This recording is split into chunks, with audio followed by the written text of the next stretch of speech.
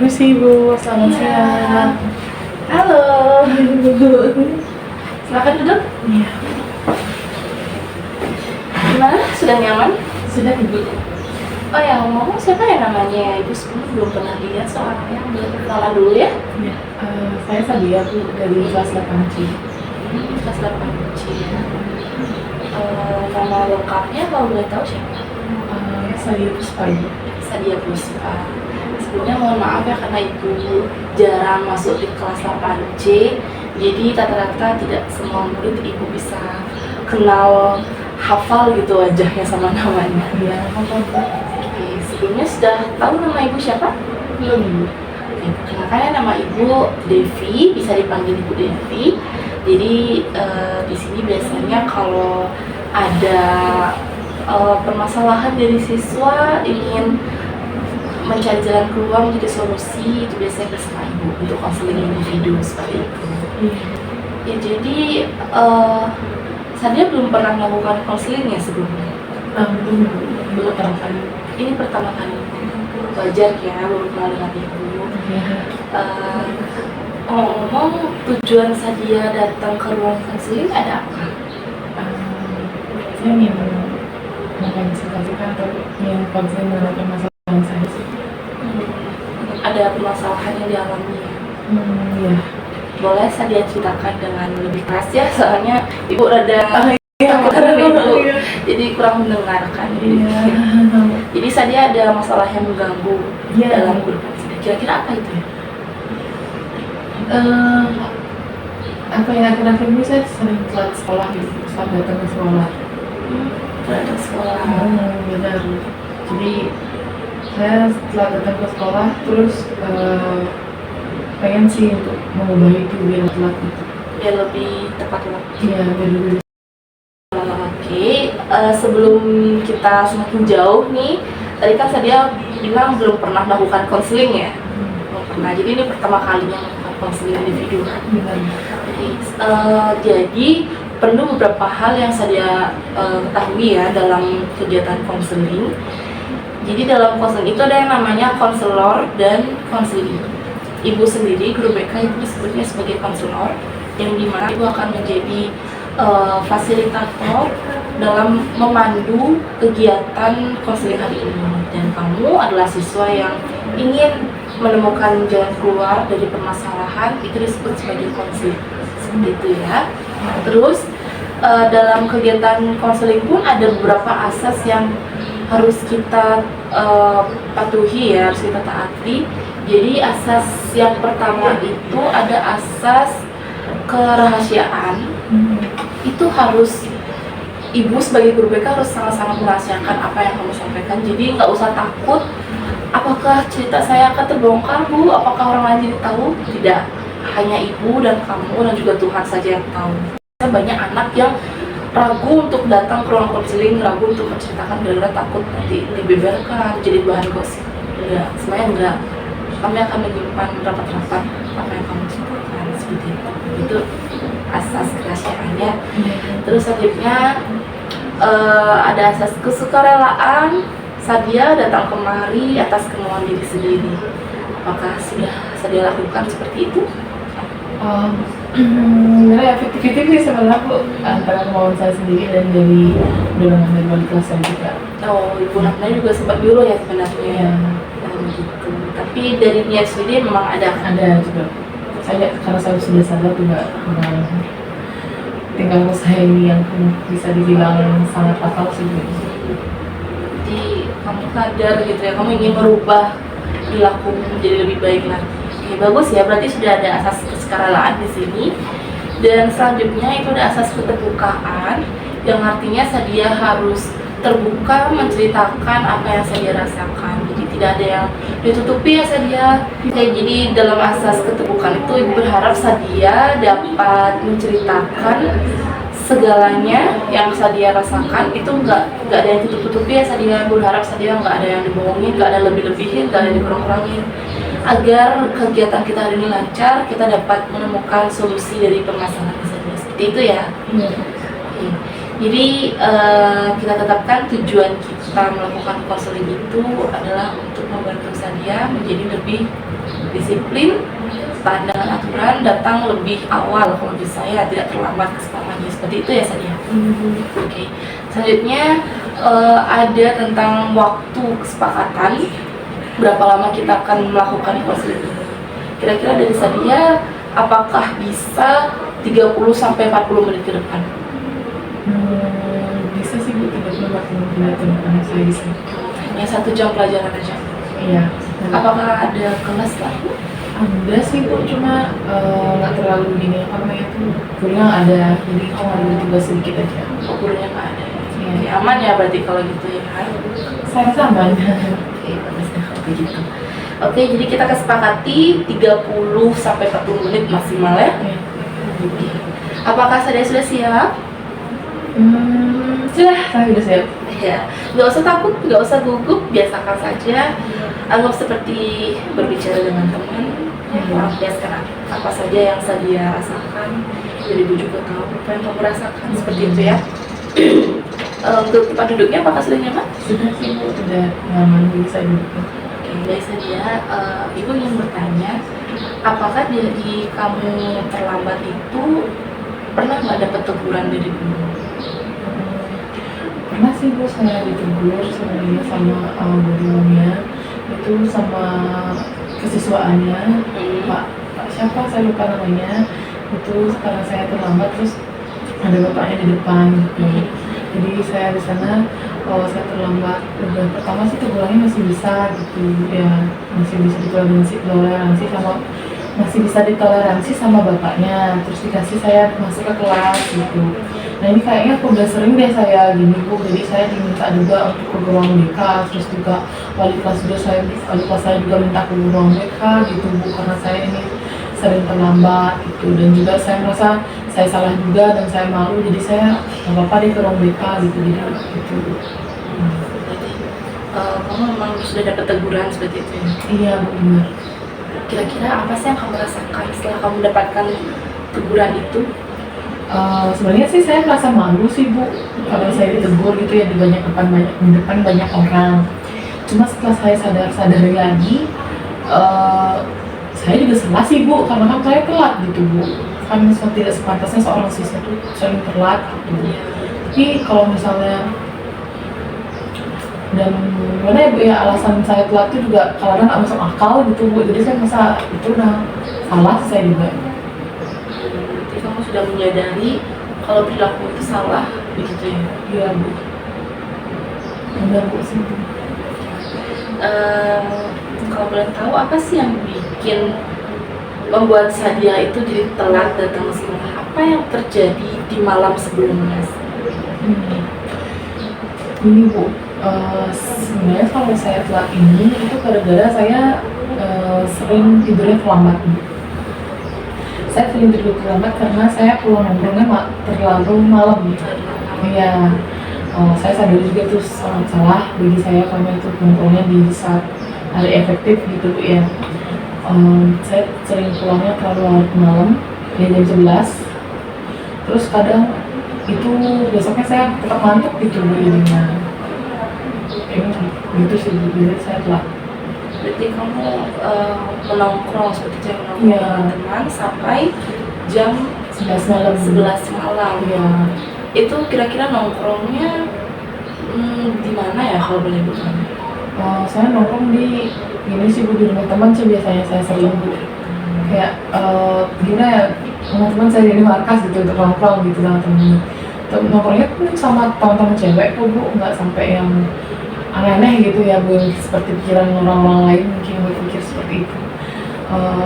Saya makan di rumah teman saya, pun di sana ada orang tua teman saya, tapi karena orang tua teman saya itu seringan keluar, maksudnya ada kerjaan di luar, jadinya kan anaknya sendiri, terus saya di sana gitu nongkrong. Tapi teman saya sering kok ngajak nginep saya di sana, cuma kadang-kadang saya kayak ini saya pulang deh gitu.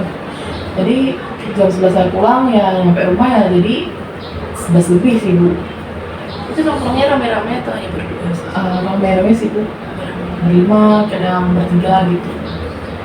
Terus setelah kamu nongkrong, itu kan pulang ke rumah.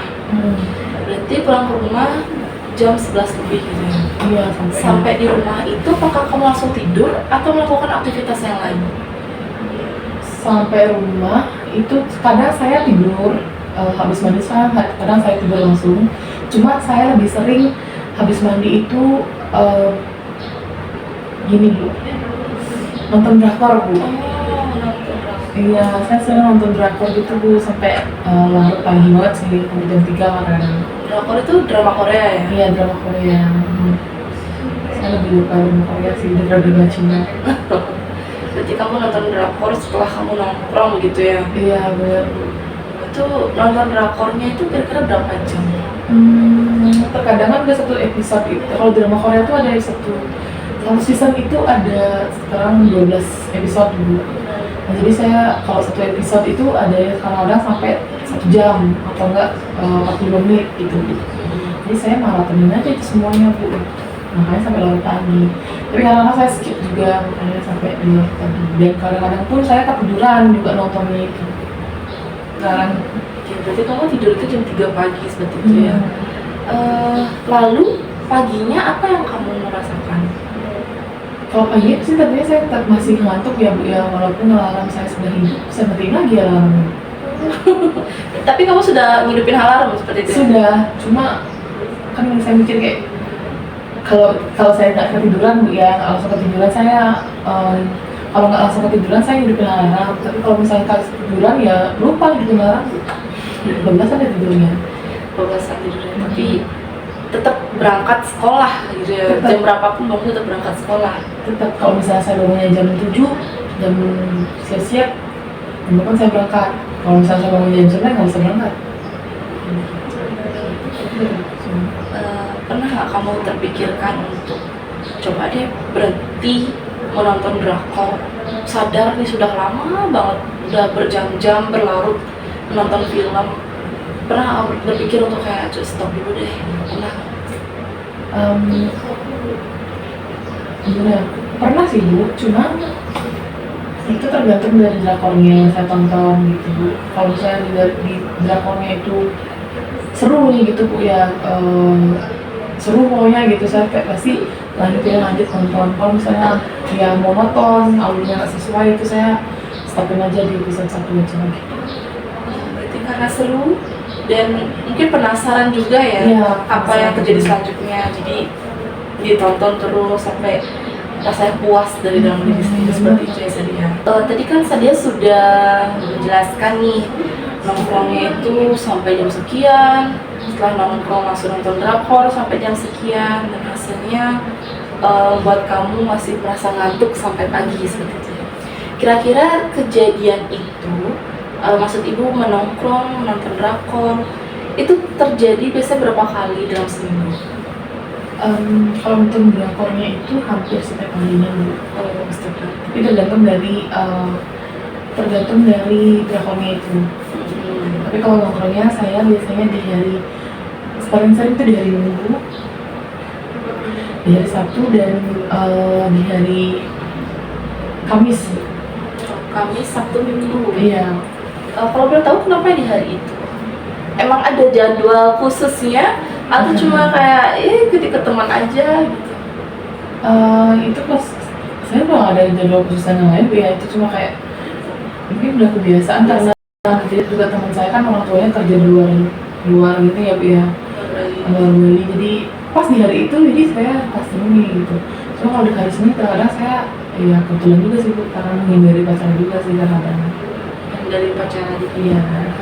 Itu nongkrongnya hanya di rumah teman atau maaf ya mungkin ibu sedikit menggali ya, atau emang ada nggak tempat lain seperti coffee shop mungkin?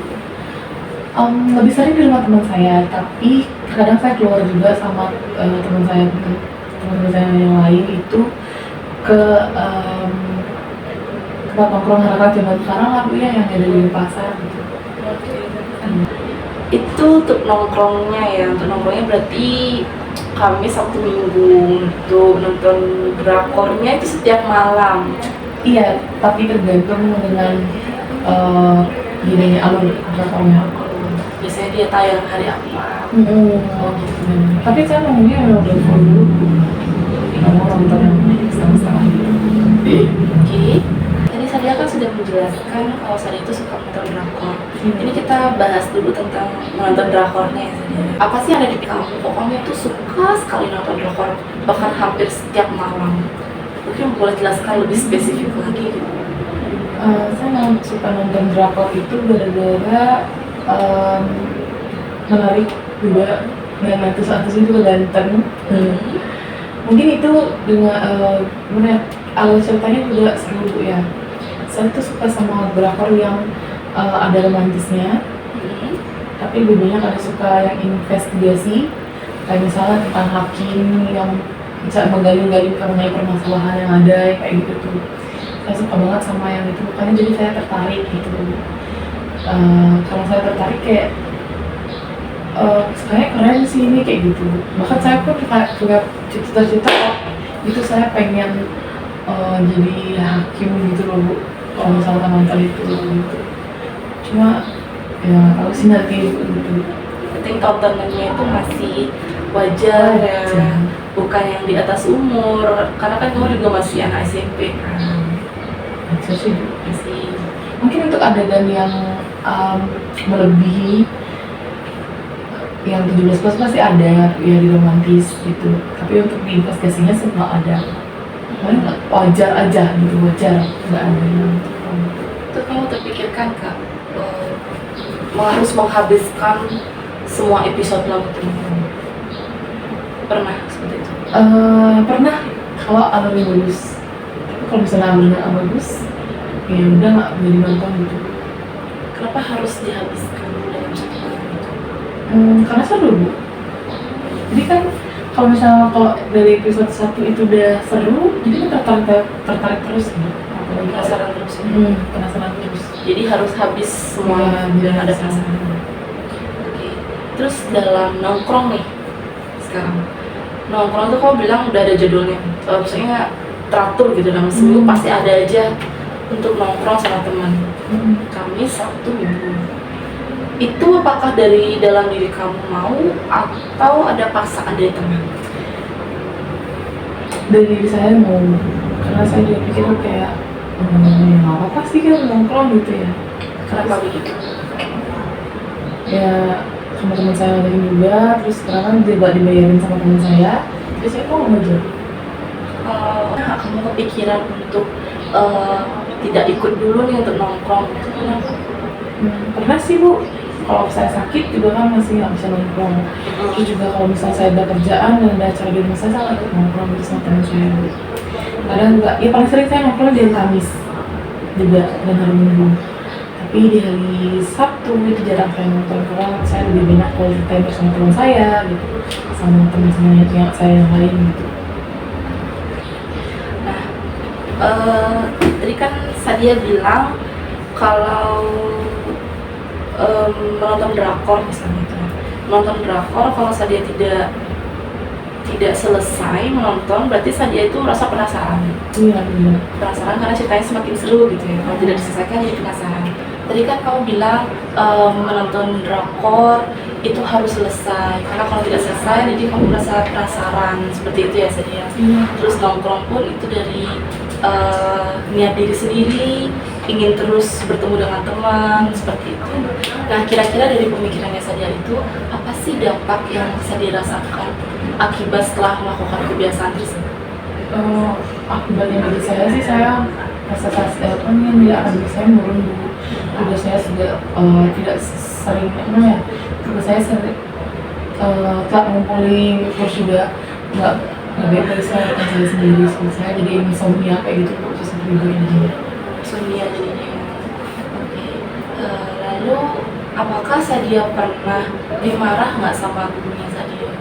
Mungkin guru yang bersangkutan pernah melihat Sadia gitu datang terlambat, terus dia marah kepada Sadia pernah? Seperti yang tadi bilang tuh ada siswanya kan yang ngeliatin itu. Oh, yang dimarahin. Terus dari kelas saya juga dapat ya ngasih tahu saya. Berarti salah satu dampaknya pun Sadia jadi dimarah oleh guru, seperti itu ya Sadia. Oke, berarti Bilang menegur sih juga. menegur ya, ingin berubah menjadi lebih baik lagi tentunya, kan guru-guru juga pengen kayak gitu ya Sadia. Oke Sadia, mungkin dari ceritanya Sadia itu tentang nongkrong itu masih bisa Sadia atur sendiri ya. Karena kan Sadia bilang nggak terlalu sesering itu, cuma masalahnya adalah di jam pulangnya seperti Iya. itu. Nah sekarang kita sorot itu di bagian menonton drakor Sadia, karena Sadia kan menonton film itu hampir setiap malam, setiap hari, dan tentu itu merusak jam tidurnya Sadia jadinya.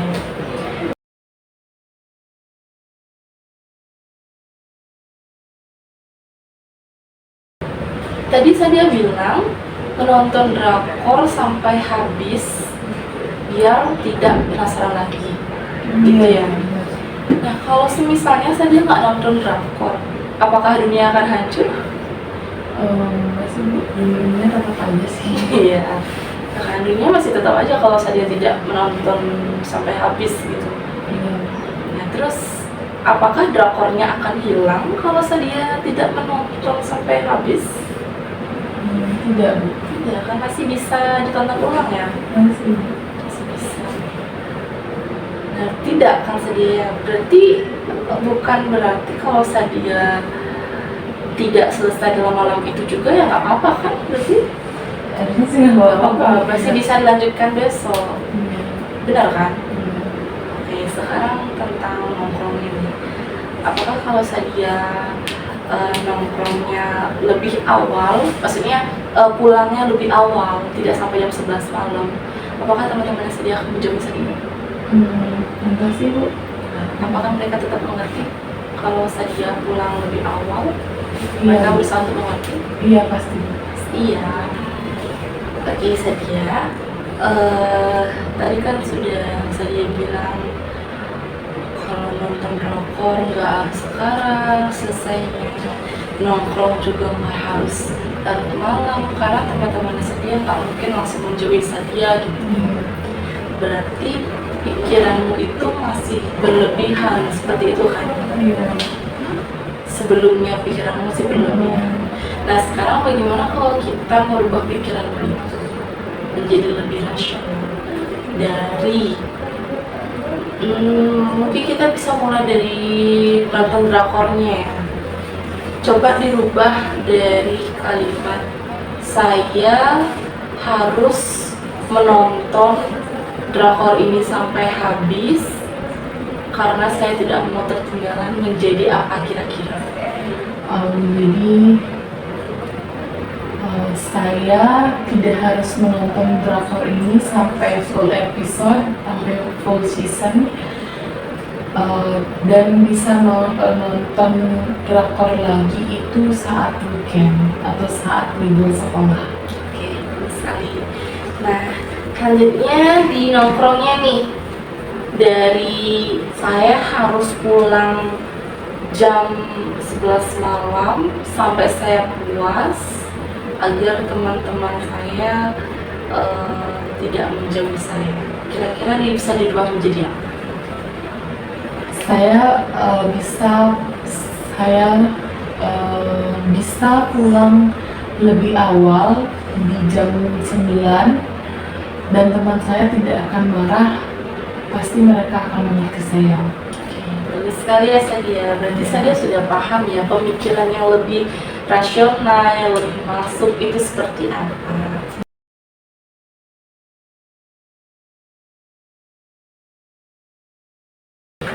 Oke Sadia, itu kan tadi sudah pemikiran Sadia ya secara lebih sehat, rasional. Sekarang coba kita buat rencana yang lebih realistis saja ya Sadia. Kira-kira jam berapa ya Sadia bisa tidur seharusnya agar tidak terlambat lagi? Saya bisa tidur harusnya di jam 9 malam. Jam 9 malam. Oke, bagaimana cara Sadia untuk mencapai keinginan Sadia tadi harus tidur jam 9 malam? Saya mencapai tidur 9 malam, saya tidak akan nongkrong setiap saat atau saat di hari-hari itu. Saya bisa mencari waktu nongkrong lagi di hari libur atau di weekend, Sabtu Minggu. Jadi saya membatasi nongkrong dan saya juga bisa tidur di jam 9. Selain itu untuk menonton drakor juga saya bisa membatasinya untuk lebih nonton nanti belakangan di saat ada waktu luang atau di saat waktu libur gitu. Berarti itu secara spesifiknya pulang nongkrong itu di jam Secara spesifiknya kalau nongkrong itu biasanya kalau misalnya untuk nongkrong kan saya awal jam 11 itu ya, saya bisa mungkin lebih di jam nongkrongnya dari jam 6 mungkin bisa keluar bahkan dari jam 6 terus pulangnya jam 8 dan jam 8 itu pun kalau di hari efektif ya itu nonton sampai jam 8 pulangnya, terus nanti istirahat dan lain-lain itu jam 9 nggak usah nonton drakor. biasa dia. Kira-kira dari yang Sadia katakan itu, apakah bisa Sadia lakukan dalam 1 minggu ke depan? Saya akan coba, masih bisa sih. Ya, pasti bisa ya. Sebenarnya disclaimer dulu ya, ibu tuh tidak melarang Sadia untuk menonton drakor ataupun nongkrong bersama teman. Boleh dilakukan, gak apa-apa. Ibu pun juga senang sebenarnya main HP, nonton film sebelum tidur gitu ya. Cuma kan harus bisa membatasi diri ya sampai jam berapa agar datang ke sekolah itu tidak terlambat. Seperti itu ya Sadia. Masih tetap kok boleh dilaksanakan. Cuma yang tadi kamu katakan harus sampai jam berapa begitu ya agar tidak terlambat sekolah. Berarti bisa ya dilakukan dalam 1 minggu ke depan ya. Bisa Bu. Oke, kalau begitu kita akan lihat minggu depan, mungkin mulai besok ya, apakah Sadia masih datang terlambat atau justru bisa lebih awal. Kita lihat besok ya. Oke Sadia. Nah, tadi kan Sadia sudah menjelaskan banyak hal, mulai dari masalah Sadia apa, terus pemikiran sebelumnya bagaimana, lalu kita mencoba membuat pemikiran yang baru yang lebih rasional seperti apa, dan rencana yang lebih realistis seperti itu. Nah, kira-kira dari konseling kita dari tadi, apa sih pelajaran apa yang bisa Sadia dapatkan? Saya dapat pelajaran kalau sebenarnya saya saat masuk saat datang ke sekolah itu kan karena dari nonton aja sama dari nonton drama Korea gitu. Bisa jadi karena kalau pikir saya terlalu menonton gitu aja sih. Jadi pola pikirnya harus mengikuti semuanya, seperti itu maksud kamu yang mungkin ya. Ya betul sekali ya Sadia. Dalam konseling ini pun sebenarnya bukan merubah perilaku, tetapi merubah pikiran yang seharusnya bagaimana, yang lebih rasional seperti apa, agar tidak menyalahkan perilaku ya, cuma yang lebih membatasi bagaimana secara kita memandang suatu situasi seperti itu. Oke? Paham ya Sadia? Nah, untuk selanjutnya ya seperti tadi Ibu bilang, kita akan evaluasi lagi minggu depan, lihat bagaimana perubahannya Sadia. Jadi Ibu harap setelah keluar dari ruangan ini, Sadia menjadi paham apa yang kita diskusikan hari ini, apa yang kita jadi jalan keluarnya hari ini. Ibu harap Sadia bisa merealisasikan ya Sadia, jadi tidak hanya mengatakan saja tapi bisa emang merealisasikan apa yang sudah kamu bilang tadi.